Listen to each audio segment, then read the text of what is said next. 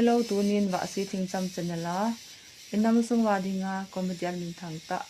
kuki mai ba to ke holim na nei tin thodo an nei te hello sopi mai ba nang jong nam sunga mi het khat ni te kilonin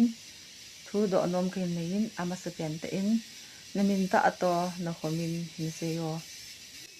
na pin kum hin se yo hello wa si ima long chu kai di poi jong le ngai lu na nei ta nei keu pi nom jin keong ka chi pa en kamin chu hi le google na hi en ang pu pi wa number 16 na ka cheng vin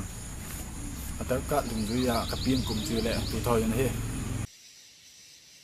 ane wa ko na comedian hin hong lung lut ham to na lang hi ti le keong kanya wa pa na ti chu kong thanu to pe he film thoding na tha nom lo ham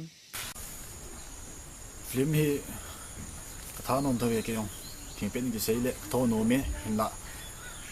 ki thip lo za he koi ma le tim lo za hi tho thei lo he thawang nom tho ve kuki actor actress wala a koi na ngai sang penem yo ku ki te la actor pasalanga yo men mi men na thing pi ne nga yo pa ko ngai sang penin sule me langa yo sang pui ma ngai sang pen ne to na hi bol jom jing jing na ti idama pha thoi om le bol jom jing ding tha no me dong man na niyam na nei le dong ma no min hin se yo iti le ji nei ding na ti jinei hi ti le mi awang khanin kum som thum zo hi lo le som ni langa zo le ne ya pha he ti ken wang ijiding nu wa zo di pha le kinei la ka ti akum chu sapang cha ngal kho sa he na sa ni wa chana na lais tu a hin kum sagi bo phat nei ding hi tala chun bit pen na bol dem kum sagi bo phat nei teleng kum gup sung si si chu ki sei mo ta ka bol yo si bol ding a hin kum sagi yong pana phat tam zo i mo na bo ka man le he